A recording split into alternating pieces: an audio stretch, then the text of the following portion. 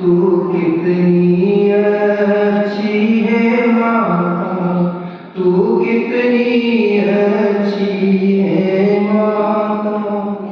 तुमको पढ़ने से हो, तुमको सुनने से हो माता। भव कट जाते मोक्ष पा जाते, भव कट जाते मोक्ष पा जाते। ओ माँ जीवानी माँ, ओ माँ जीवानी माँ। समझ आत्मा के स्वरूप को, यदि मुक्ति को पाना है। ऐसा हितकारी उपकारी, ऐसा माँ को पाना है। उठारी माँ जीवानी माँ, ओ माँ जीवानी माँ। ज्ञायक ज्ञायक तुमने बताया, स्वपर वेद को तुमने बताया। ऐसा ज्ञान सिखाती है माँ, ऐसा ज्ञान बताती है। ओ माँ, ओ माँ, ओ माँ जीवानी माँ। तू कितनी अच्छी है, तू कितनी सच्ची है, ज्ञान बताती है। ओ माँ जीवानी माँ, ओ माँ जीवानी माँ। देवरी जीवानी माता की जय। देवरी शांतिनाथ भगवान की जय।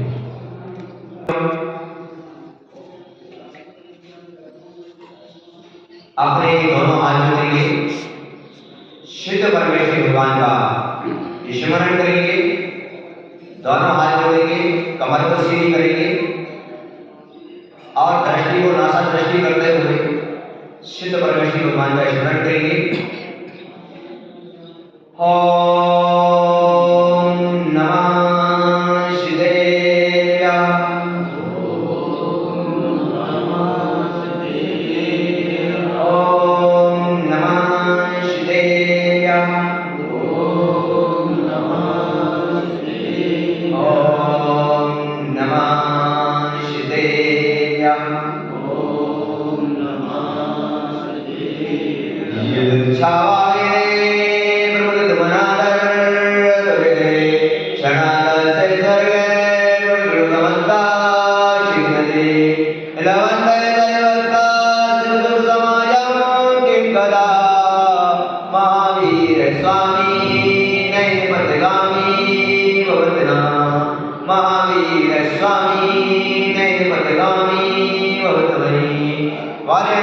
भगवान की, एक श्री आदिनाथ भगवान की, और एक शांतिनाथ भगवान की, और एक श्री महावीर भगवान की।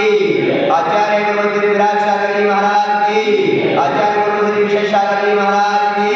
अहिंसा वही विश्व धर्म की। जय परम पूज्य रत्न पान विगुड़ सागर जी मौनिराज की जय। बंधुओं, समूह शरण की महिमा शायद आप सब लोगों को विदित होगा। विदित है? आप सबको समूह शरण की महिमा मालूम है? नहीं है? समूह शरण की महिमा का वर्णन करते हुए यहाँ पर आचार्य भगवत कहते हैं कि आपने देखो, विचार करो, आपको यहाँ पर बैठे हो, कितनी बड़ी महिमा हुआ करती है कि तुम्हारे पास एक साक्षात एक प्रमाण है कि एक छोटा सा एक चैत्यालय, छोटी छोटा सा कुछ जिन में जो एक छोटे से घर में विराजमान थे। कहां पर थे? एक यहां पर महिमा देखिए आप कि एक छोटी सी जगह पर जब हमारे जीवन का जब वैराग को प्राप्त होती और जाकर कोई किसी वृक्ष के नीचे जाकर क्या करते हैं?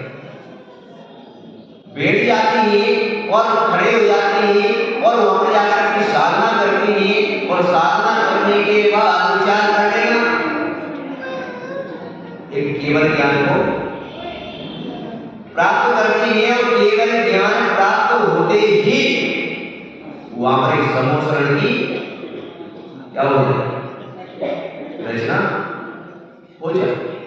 ये बिल्कुल एक आपके सामने साक्षात एक प्रैक्टिकल है कि केवल ज्ञान की प्राप्ति होते ही वहां पर स्वतंत्र पूर्वे को आदेश देता है और वहां पर एक समोसरण की रचना हो जाया करती है। यही तो आप विचार करो कितना बड़ा ये रहस्य है। क्या है ये रहस्य? है केवल ज्ञान। ये हमारे भगवान की योजना हुआ करती है जन्म के केवल ज्ञान की, फिर केवल ज्ञान का अवसर हुआ करता है। तो यहाँ पर भी आप विचार कर लेना कि एक छोटे से जो जन्म में हमारे विराजमान थे उनका भी इतना बड़ा अवसर हुआ, यहाँ पर भी इतना बड़ा एक समोसरण बन के तैयार हो गया। और इतना बड़ा समोसरण तुमने कभी सोचा था? तुमने कभी सोचा मन में भी विकल्प तुम्हारे में था क्या कि इतना बड़ा यहाँ पर नहीं था? लेकिन उस प्रतिमा का उस केवल ज्ञान को प्राप्त करके वो जन्म में जरूर है, लेकिन उनका इतना बड़ा अवसर था क्या कि उस अवसर से यहाँ पर इतना बड़ा एक किनारे बनकर तैयार हो गया।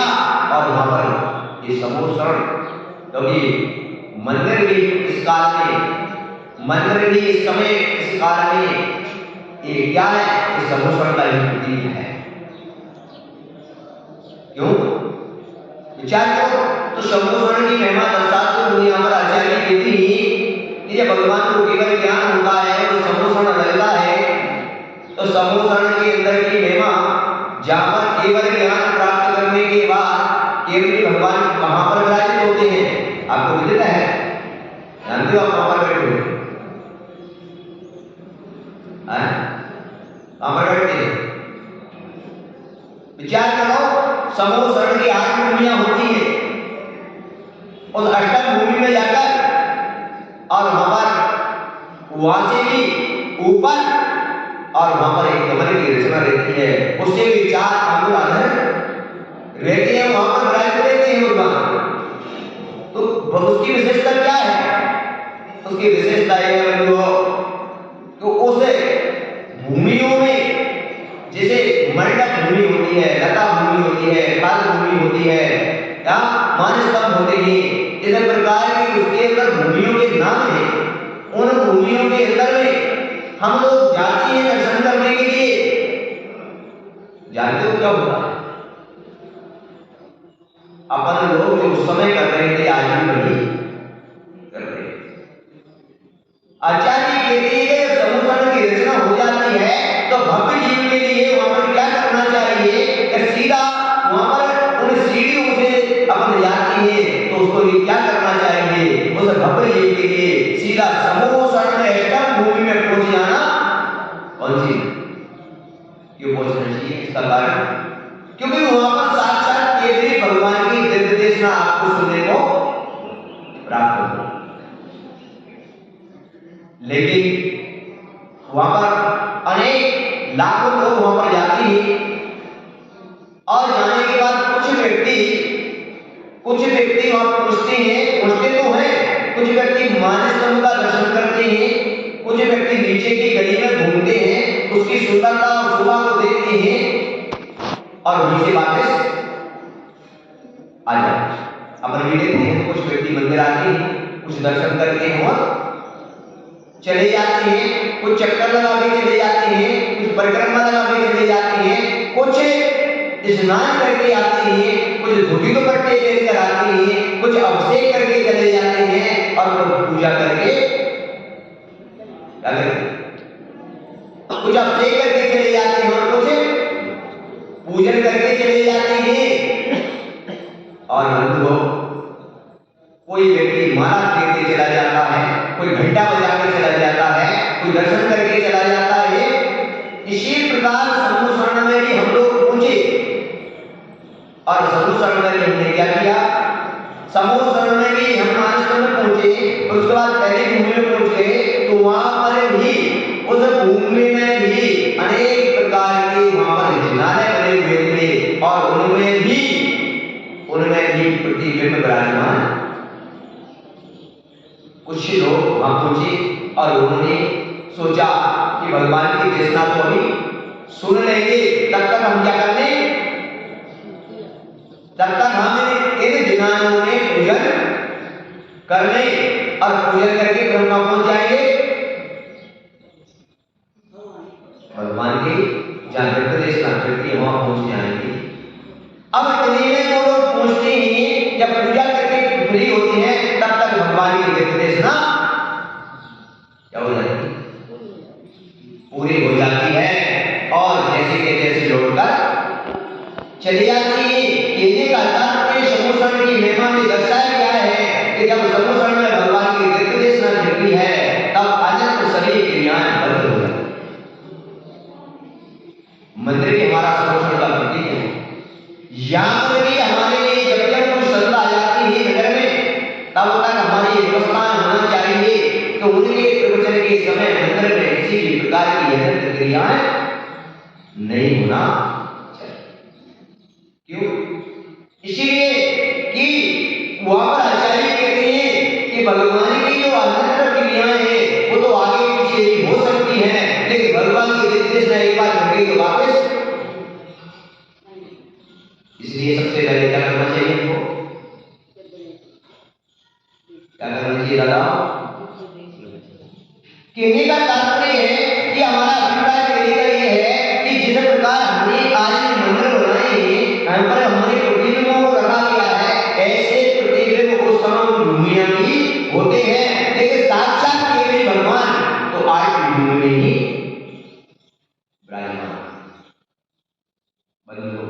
कुछ दूसरी तीसरी भूमि में पहुंचती हैं, वहां की सुंदरता को देखती हैं, वहां पर अनेक प्रकार की वहां पर मणि घटित होता है, अनेक प्रकार की शोभा सुंदरता, अनेक प्रकार के झूले लगे हैं, लताओं पर पत्तों पर जिनाले बने हैं, तो उसकी सुंदरता को देखने में लगे रहते हैं। और इतने में समूह शरण जहां भगवान वहां पहुंची ही तो अपन भी कर अपन भी कर नहीं बंधुओं।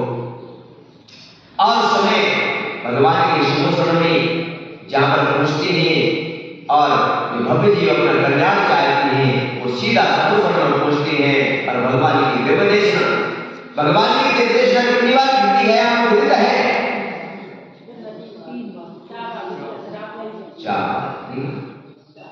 चार बार भगवान की देश। अब क्या करना? आप सोचना कि कोई संत भगवान आ जाते हैं आपकी नजर में तो आपको 10 मिनट और 20 मिनट आधा घंटा प्रवचन सुनने में पड़ा क्या? क्यों? भगवान की देशना 4 बार की है और एक बार में 6 घंटे की है। कितने घंटे? 6 घंटे समझते ना, 1 घंटे 24 मिनट की।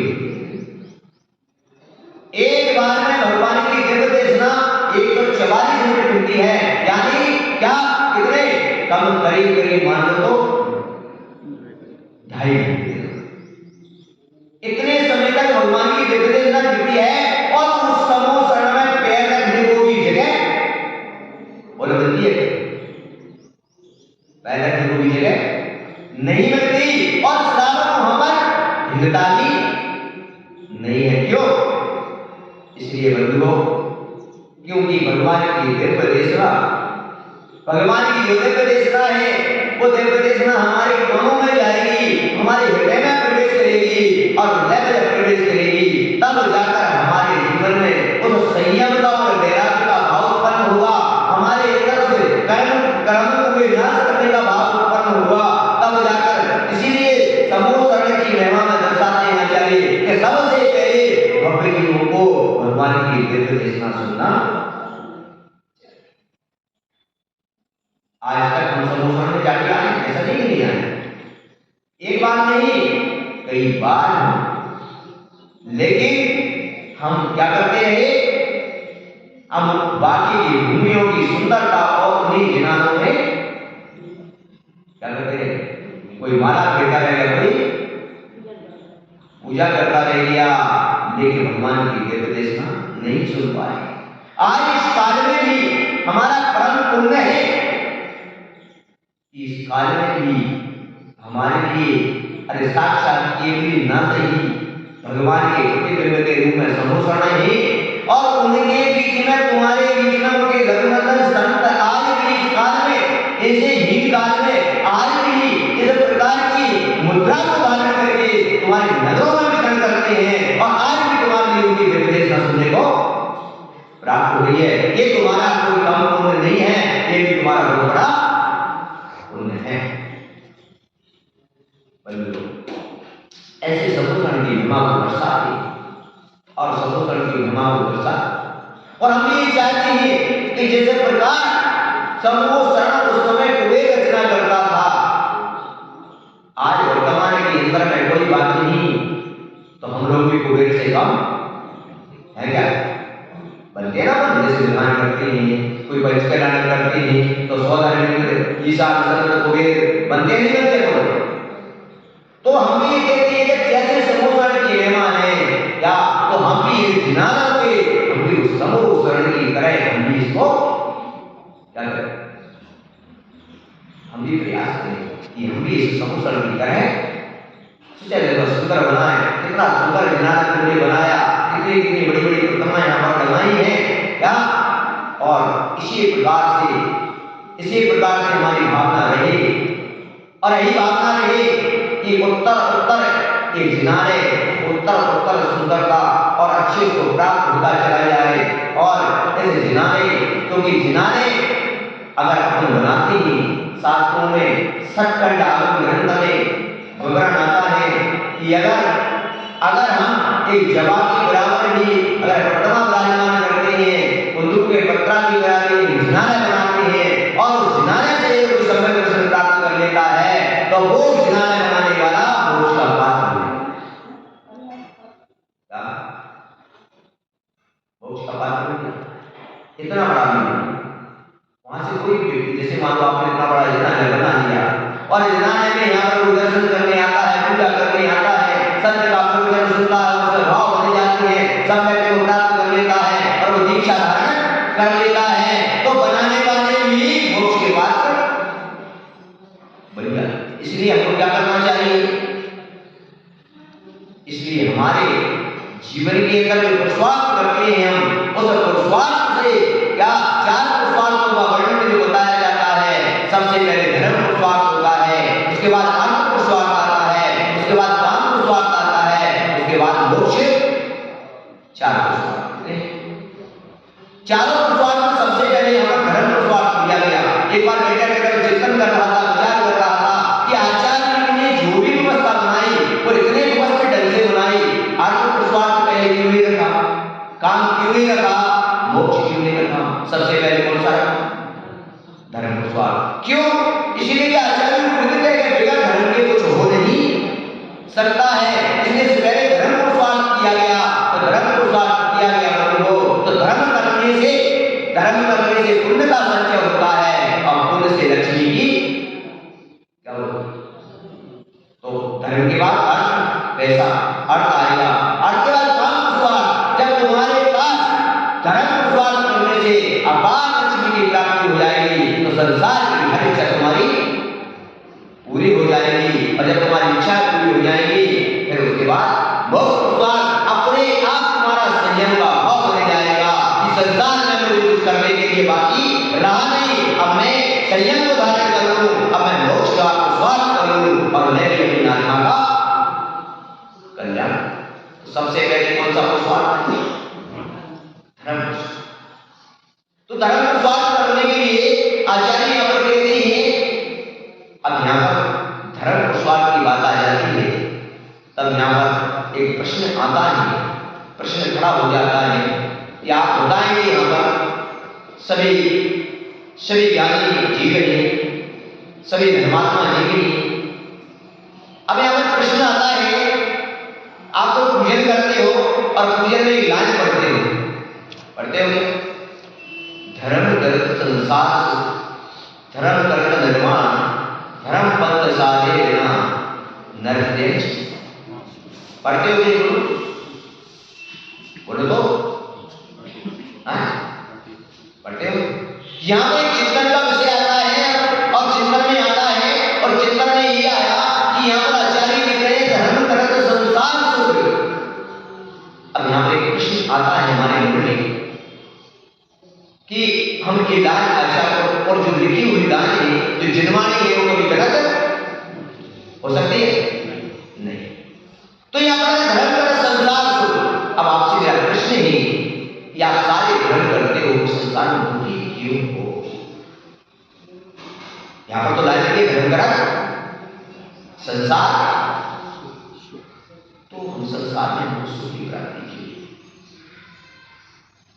कहीं ना कहीं कोई ना कोई कारण, और धर्म करत निर्माण, यानी विचार करना, थोड़ा चिंतन करना, थोड़ा सोचना कि वो धर्म कौन सा धर्म है जो हमें सुख होता है। धर्म की अनेक परिभाषाएं यहाँ आती हैं, अनेक परिभाषाएं लोग देते हैं, और शास्त्रों में भी अनेक प्रकार की परिभाषाएं आती हैं। लेकिन बंधुओं ध्यान रखो, यहाँ संसार सुख की बात आती है या उत्तम सुख की बात आती है, तब यहाँ पर कहते हैं आचार्य उत्तम सुख की प्राप्ति अगर करना है तो उत्तम सुख को क्या प्राप्त कराएगा? तो आचार्य श्रीमद भद्र स्वामी रतनगढ़ प्रभाकाचार्य लिखते हैं क्या कि वो सुख कौन सा जो संसार के दुखों से छुड़ा दे और मोक्ष की प्राप्ति, वो है सच्चा धर्म, है कि? लेकिन यहाँ पर आचार्य भगवान यहाँ पर कहते हैं गुरु स्वामी यहाँ लिख रहे हैं कि वो धर्म की परिभाषा यहाँ पर दे रहे हैं कि कर्तव्य धर्म, कर्तव्य हमारा क्या है? कर्तव्य हमारा धर्म। अब कर्तव्य क्या है दादा? दादा कह रहे हैं महाराज आपको पता नहीं है कर्तव्य, अभी जाएंगे दुकान खोलेंगे और क्या करेंगे? व्यापार करेंगे और परिवार को चलाएंगे। नहीं बच्चों, यहाँ पर धर्म की चर्चा चल रही है, धर्म पुरुषार्थ की बात चल रही है। तो आचार्य कुंदुकुंद स्वामी यहाँ पर कहते हैं और बताते हैं आपके लिए, क्या बता रहे हैं? कह रहे हैं यहाँ पर धर्म पुरुषार्थ कर्तव्य क्या है? तो यहाँ पर आचार्य लिखते हैं क्या इस श्रावक की 6 आवश्यक कर्तव्य। कितने चाहिए ना? ध्यान रखो, आचार्य ने कोई जवाब नहीं दिया। 6 आवश्यक कर्तव्य तुम्हारे लिए दिए, तो 6 आवश्यक कर्तव्य साधु के लिए क्या बराबर है? तो 6 तुम्हारे लिए, 6 साधु के लिए। आपको पता है ना, मूल जो पढ़ते हैं 6 आवश्यक कर्तव्य आते हैं उनमें, तो 6 आवश्यक कर्तव्य में यहाँ पर आचार्य कह रहे हैं कि जो 6 आवश्यक कर्तव्यों का पालन करता है वही धर्म हुआ। और क्या होता है? जो 6 आवश्यक कर्तव्यों का पालन करता है वही धर्म हुआ करता है। आप देखते हो, विचार करते हो कि जब साधु संत के पास आप जाते हो, सुबह सुबह जाना, तो वहां पर सबसे पहले आप देखना स्तुति, वंदना, स्तुति के मान सामायिक, बोलो सुबह सुबह जाते ना, हमारा क्या करते मिलते हैं आपको? सुबह सुबह भक्ता कृपा के सब पढ़ते हैं, स्तुति वंदनाएं करते हैं, और स्तुति वंदना करके तुम जाते हो महाराज प्रतिक्रमण कर रहे हैं, अभी महाराज सामायिक कर रहे हैं, अभी महाराज ध्यान कर रहे हैं, क्या बोलो करते हैं नहीं करते हो? तो संत तो आज भी, प्रत्येक संत आज भी अपने आवश्यक कर्तव्य का क्या कर रहे हैं? बोलो कर रहे हैं कि ईमानदारी से? लेकिन श्रावक कितनी है जो अपनी आवश्यक कर्तव्य का पालन करते हैं? कितने हैं श्रावक? पूरे नगर में एक श्रावक है जो नित्य अपनी आवश्यक कर्तव्य का पालन करता है। नित्य का मतलब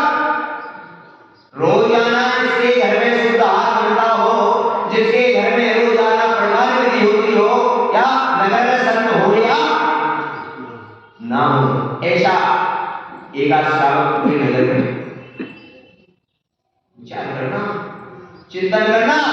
संत आज भी अपनी आवश्यक कर्तव्य का पालन कर रहे हैं, प्रोटेक्शन कर रहा है, लेकिन श्रावक बोलो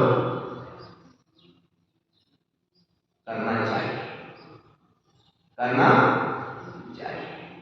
और आवश्यक कर्तव्य यहां पर आचार्य कहती कुंद स्वामी धर्म की परिभाषा दे रही है क्या कि दानम पूजा होम श्रावक धर्म। श्रावक का धर्म है दान करना और पूजा करना। दान क्या? दान 4 प्रकार, 4 शब्द को दीजिए। क्या कहा? दान की परिभाषा क्या की? दान 4 प्रकार, 4 शब्द को दीजिए।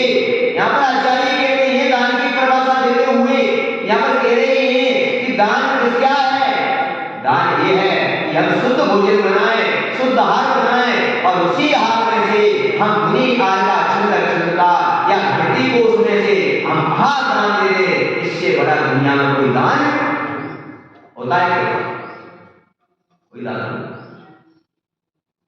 बंदे को विचार करना ऐसा पुरुषार्थ, धर्म पुरुषार्थ जो बढ़ता है वो चक्रवर्ती पद को प्राप्त होता है।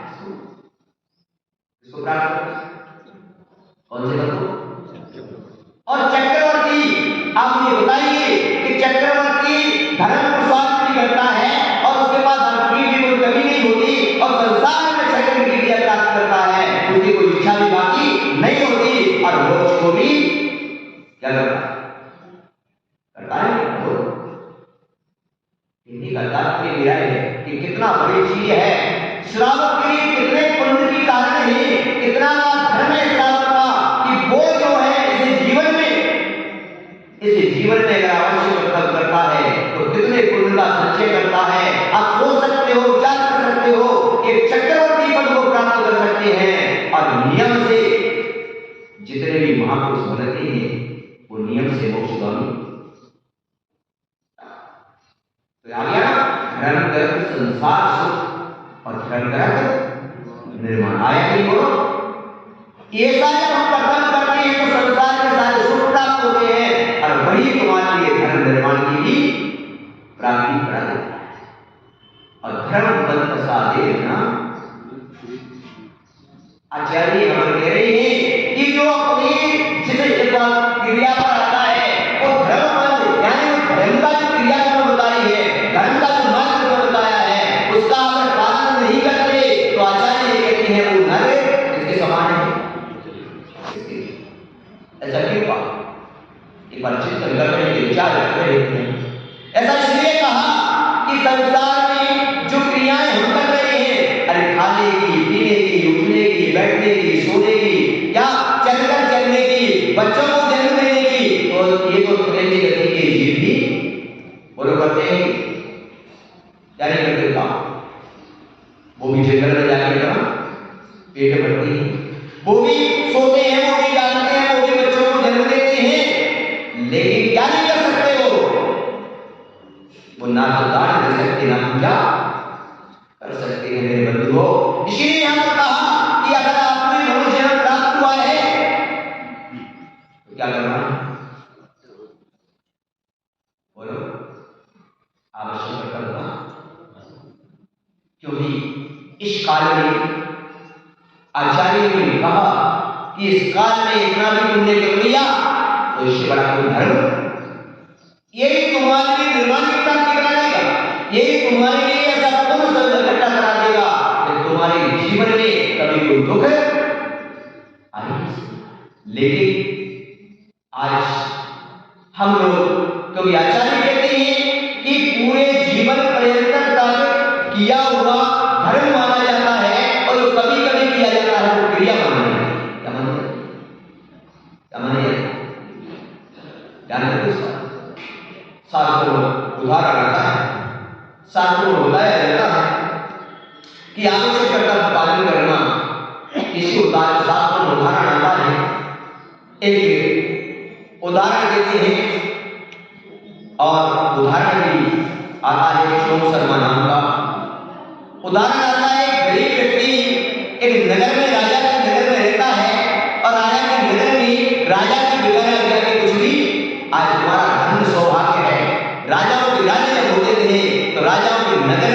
राज्य कर दिया जाता था और राजाओं के ही महल में उस समय चौका लगते थे और सारी प्रजा वहीं पर।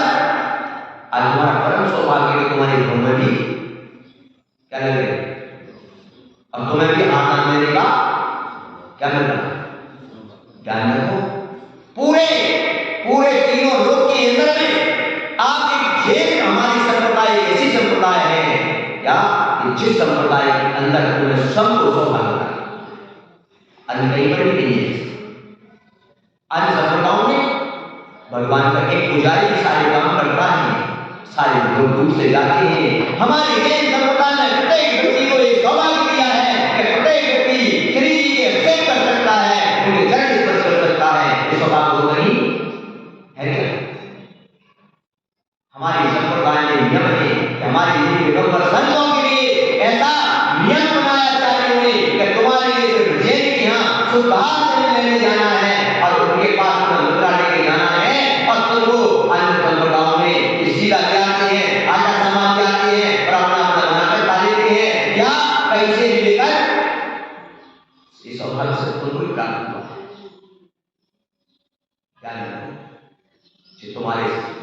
तुम्हारे नगर में संत आते हैं, तुम्हारे घर जाते हैं और तुम्हारे लिए वो अपना स्वयं का किया हुआ न्याय नीति से पालन किया हुआ द्रव्य है, अपने परिवार के लिए जो मांग लाए हैं, उसी में से हम इसको दे दें। ऐसा परम सौभाग्य हमको प्राप्त। अगर तुम्हारे मनुष्य और दूसरी संप्रदाय में जाकर के सौभाग्य मिलता है नहीं मिलता। कितना बड़ा पुण्य है। हमारे शास्त्रों में विवरण आता है क्या कि जब मुनिराज का आग हुआ है और उस समय देवता बंदर जैसे तरंग गति के जीव उस आहार को देख के अनुमोदना कर रहे हैं, और वो अनुमोदना उनका कितना पुण्य का कारण बन गया कि वो स्वर्ग की प्राप्ति कर ली। मन अनुमोदन हमें तो ये सौभाग्य साक्षात प्राप्त हुआ है। विचार राजा के नगर में एक व्यक्ति रहता था और वो न्याय नीति से अपना द्रव्य उपार्जन करता था। कैसे उपार्जन करता था दिखता है आपको, ध्यान रखो। वो व्यक्ति की 5 बापों से निवृत्ति। विचार करना, जब खेत तुम्हारे तैयार रहेगी, गेहूं कटता है तुम्हारा, और गेहूं कटने में क्या होता है कि जो सूखी सूखी बाल होती है वो जमीन पर गिर जाती है, और किसान क्या करता है, अपना अनाज लेकर और भूसा लेकर आ जाता है। क्या उसमें से वो बालों को बीनता है, लेकिन वो एकदम शुद्ध है, अपने आप गिर गया है, इसलिए उसमें किसी प्रकार की क्या नहीं है। ऐसे अनाज को एकत्रित करता और उसको एकत्रित कराकर वृक्षों से फल लाता था। कौन से फल? जो अपने आप क्या होते, अपने आप वृक्ष से नीचे आ जाता था। ऐसे फलों का क्या करता था? क्यों? क्योंकि ये इसमें किसी प्रकार का कोई है, बताओ नहीं इस प्रकार का। लेकिन उसका नियम था कि दोनों व्यक्ति पत्नी जो परिवार था वो रोज घर में शुद्ध भोजन बनाते थे और रोज परिवार की विधि। राजा ने एक बात कहा, राजा के पास जाकर एक बात शिकायत कर दी किसी ने, और राजा के पास जाकर कहा कि देखो तुम्हारी आज्ञा का उल्लंघन करता है ये व्यक्ति। क्या तुम्हारी आज्ञा है कि जिस व्यक्ति के लिए भी आहार दान देना है, जिस व्यक्ति को करना है, यहाँ पर नगर में महल में चौका बना हुआ है, आहारशाला बनी हुई है, सभी वहां पर आए और वहां पर अपना आहार दान दे, लेकिन तुम्हारी आज्ञा का ये पालन नहीं करता ये व्यक्ति। तब राजा ने उसको बुलवाया और कहा कि नगर में मेरी आज्ञा के विरोध में चलते हो। तो उस व्यक्ति ने कहा क्या कि राजा साहब आपकी आज्ञा में तो चलते हैं, लेकिन ये मेरा कर्तव्य है क्या, और मैं कर्तव्य ही तो करता हूं, मैं कोई गलत काम बोलो। राजा को राजा होते हैं, क्या होते हैं? राजा को राजा होते हैं। राजा ने कहा कि मेरी आज्ञा का उल्लंघन करता है। अब हुआ कैसे? ये बड़ी समस्या होती है जब कोई व्यक्ति आगे बढ़ता है, जब कोई व्यक्ति पुण्य कमाता है, जब कोई व्यक्ति अपने कर्तव्य का पालन करता है, और जो नहीं करता है उसको उससे बड़ी क्या होती है। और राजा को भी किसी ने उड़ेगा नहीं, क्या करती? राजा ने कहा मेरी आज्ञा है तुम्हारे लिए, तो उसने कहा नहीं, इसमें तुम्हारी आज्ञा नहीं चलेगी, ये मेरा क्या है? उस व्यक्ति से जब कहा वो अपनी आज्ञा नहीं मानी तो उसे कहा जाओ तुम मेरे नगर का जो परकोटा है, क्या जो मेरे नगर का किला है, इसके अंदर आप निवास नहीं कर सकते, इसके बाहर निकल मेरी आज्ञा का पालन करो। और वो चला गया व्यक्ति और उसके नगर के बाहर जाकर अपनी कुटिया बना ली, लेकिन उसने अपने कर्तव्य नहीं छोड़ा।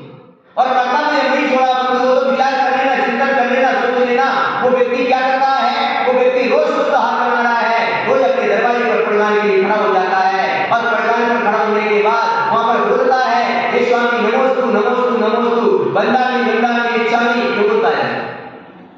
क्योंकि चतुर्वेद संघ में कोई भी पात्र मेरे दरवाजे पर आ सकता है और कोई भी पात्र आ जाए मैं उसको नवदा भक्ति पूर्वक आहार पान दे दूं और मेरा कर्तव्य क्या करूं पूरा। आचार्यों ने लिखा है संवत्सर की महिमा में कि चतुर्वेद संघ की एकाई योग जो विनय करता है बस वो सम्यक दृष्टि जीत के रखता है। चतुर्वेद संघ की जो एकाई योग है वही सम्यक दृष्टि जीत के रखता है। बंधुओं, और उस समय चतुर्मास आ गया और चतुर्मास आया तो किसी नगर में कोई साधु का चतुर्मास नहीं था। तब राजा ने विचार किया कि ये नगर में चतुर्मास है नहीं तो हाथ सारा खोलने की बोलो जरूरत है क्या? जब नगर में कोई साधु नहीं है तो हमको चौका लगाने की। और राजा ने अपनी हाथशाला क्या कर दी? बंद कर दी। लेकिन वो व्यक्ति रोज क्या करता? पढ़ाने नहीं करता था। लोग अपन जैसे लोग वहां पहुंचते थे, पागल हो गया, कह रहे थे क्या करता है, कुछ चतुर्मास तो है नहीं, कुछ संत तो है नहीं यहाँ पर, कब कौन आएगा? लेकिन बंधु हो वो व्यक्ति प्रदान रोज करता था। एक दिन की बात आती है कि आकाश मार्ग से ऋतुधारी मुनिराज जा रहे हैं, मुद्रा लेकर और वो जोर जोर से आवाज लगा रहा है स्वामी नमोस्तु नमोस्तु नमोस्तु। क्यों? क्योंकि इधर देख रहा, ऊपर भी देख रहा और जैसे ऊपर देख के बोल रहा हे स्वामी नमोस्तु नमोस्तु नमोस्तु। उसी समय ऋतुधारी मुनिराज गमन हुआ मुद्रा लेकर और जब उन्होंने देखा तो जमीन पर नीचे आ गए और उस व्यक्ति ने ऋतुधारी मुनिराज युगल चलती है और ऋतुधारी मुनि महाराज प्रदान करके नीचे आ जाते हैं। तब एक व्यक्ति बड़ी हर्ष उत्साह के साथ उन्हें प्रदान कर लेता है और प्रदान करके उनके लिए अपनी उसमें ले जाता है, मन शुद्धि वचन शुद्धि बोलता है और गृह प्रवेश कराता है, उच्चासन देता है और उच्चासन के बाद क्या विचार करना वहां पर बैठ जाता है। अरे जो उसके पास था ध्यान रखो उसने उनकी बड़ी श्रद्धा भक्ति पूर्वक वहां पर पूजन की। अरे पूजा करने के बाद उसके अब क्या उसके घर में क्या था आपको विदित है? क्या था? दो पति पत्नी थे क्या और दोनों पति पत्नी स्वयं के भोजन के उदय पूर्ति करने के लिए 8 रोटियां बनाते थे। 4 पति की और 4 और उसमें जो मैंने बताया तो जो वृक्ष फल गिर जाते थे वो लाते थे वो क्या। और इस प्रकार की जो बात उसको जो व्यवस्था थी उसमें प्रदान कर लिया और सारा जो बना हुआ आहार का वो सारा सामने कमरे में और बड़ी नर्दा गुरु को आहार देना शुरू कर दिया। महाराज ने देखा कि व्यक्ति है 4, 2 महाराज और 2 श्रावक। रोटी कितनी है? अब एक कितनी है ध्यान रखिए अपने बात। 2 रोटियां आई। मुनि महाराज ने देखा कि मैं अगर पूरा हाथ ले लूंगा तो श्रावक बाद में दोष कर जाएगा। और मुनि राजा ने उसमें से आधा हार दिया और आधा किसको छोड़ दिया? क्योंकि वो भी तो बेचारा अपने जीव पे चलाएगा। और हार दिया महाराज ने और हार लेने के बाद क्या और वो तो अपने चले गए अपने आकाश मार्ग से। ध्यान रखो क्या इस प्रकार का कर्तव्य कितना कार्यकारी हुआ करता है। क्या मुनि महाराज का हाथ हुआ महाराज जैसे चलते हैं वैसे पंच आश्चर्य हो जाते हैं।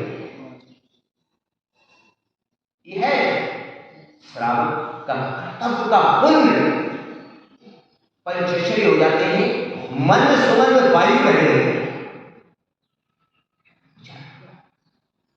जैसे पहला सब हुआ मन सुमन वायु, राजा अपने महल पर बैठा हुआ था, जैसे उसने देखा कि सुमन वायु आ रही है, कहां से आ रही है सुमन वायु? राजा ने पूछा, अनेक प्रकार की उसके चारों तरफ अनेक प्रकार के फल आने लगे, अनेक प्रकार की वहां पर वृष्टि होने लगी, अनेक प्रकार के उसके आंगन में रत्नों की।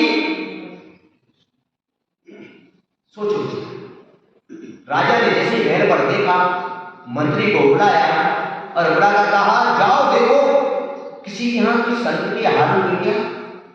तो मंत्री बोला, राजा साहब कैसी बातें करते हो आप? हंसी जब चतुर्मास चल रही है, संत कहां से आएंगे? चतुर्मास में चंद्र संत विचरण करते नहीं, कौन आएगा? अरे ऐसे ही राजा ने कहा, नहीं। मंत्री जी नगर में चक्कर और भ्रमण कर दिया, पूरे नगर में गए, पूछने गए कहीं पर, बोले संत कहां से आए?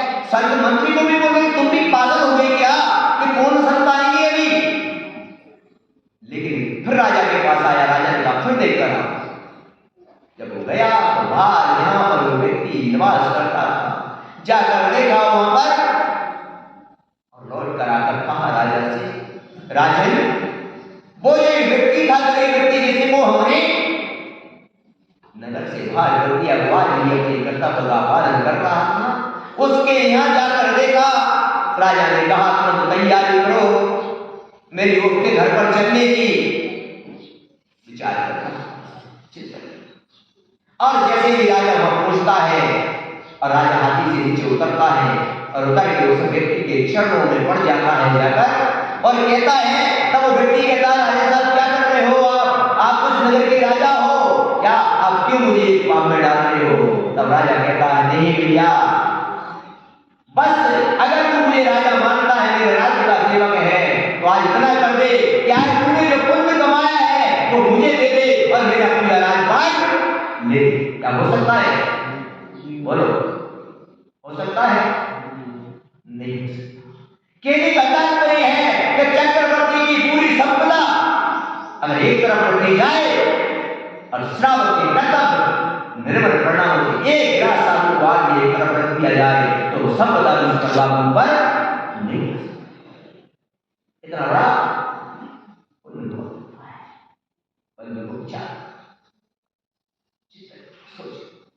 और यही पुण्य उस व्यक्ति का इतना पुण्य चला गया तो उसको भी वैराग्य की प्राप्ति हुई, उसने भी दीक्षा को धारण कर लिया और अपने अष्टकर्मों का नाश कर दिया। अरे वो भी धरती पर आए, चक्रवर्ती जैसे महापुरुष भी, तीर्थंकर जैसे महापुरुष भी धरती पर आए, वो भी अपनी तरह यहाँ पर जन्म लिया, लेकिन धर्म को स्वार्थ किया। कौन सा स्वार्थ? धर्म को स्वार्थ किया तो उनको अर्थ की भी प्राप्ति हुई, संसार की कोई इच्छा भी बाकी नहीं रही और उन्होंने दीक्षा देकर मोक्ष की। अगर वो भी प्राप्त कर सकते हैं तो हम भी कर सकते हैं, कर सकते हैं। तब जब उनके जैसा हम भी कार्य करेंगे। तब चक्रवर्ती जैसी महिमा वर्णन आती है तो वो भी अपनी आवश्यकता का पालन करते थे। बंधुओं, मेरा आपसे इतना निवेदन है और इतना अनुरोध है आपसे मेरा, बस इतना ही कहूंगा कि अगर आप शांतिनाथ भगवान के समुद्र में विराजित हो तो मैं इतना ही कहूंगा कि भगवान की दिव्य देशना सुनना और भगवान की दिव्य देशना सुनकर आप अपने कर्तव्य का निष्ठा और भक्ति से पालन करें। कैसे करना? निष्ठा और भक्ति से पालन करना, अपने 7 गुणों के साथ पालन करना, श्रावक के दाता के 7 गुण बताए हैं। क्या? उसका पालन करना, क्या? विचार करना, बुद्धि, तुष्टि, क्षमा, विवेक, क्या? विज्ञान, ये सारी चीजें आपके दाता के 7 गुणों में आती हैं। इनके साथ आपको जब तक कर्मों का नाश नहीं होगा, जब तक पापों से निवृत्ति नहीं होगी, तब तक हम संसार में पुण्य पाप की क्रियाओं में लगे रहेंगे। कभी पुण्य बढ़ेगा, कभी पाप बढ़ेगा और हम चक्रवर्ती नहीं निर्माण क्या करते थे?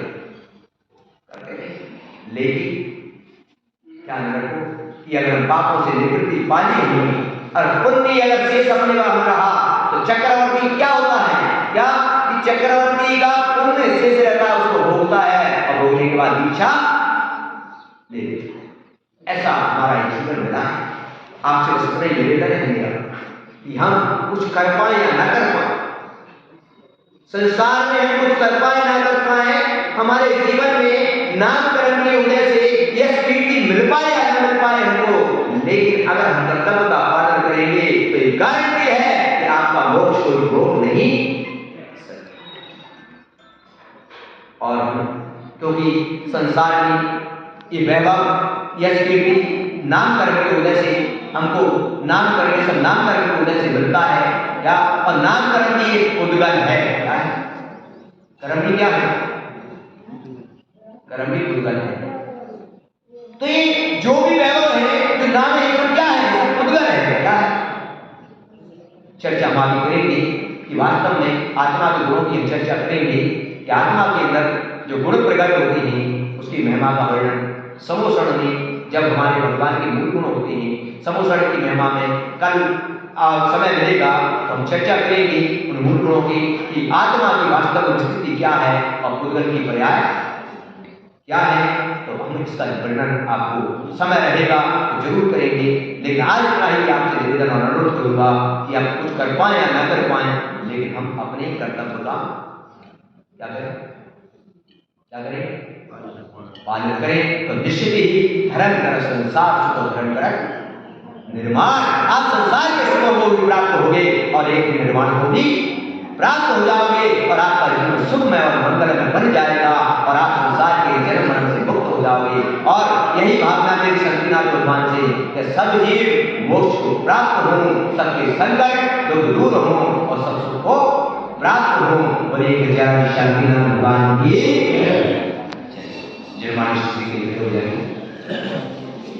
श्रवण ज्ञान से सुझे श्रवाणी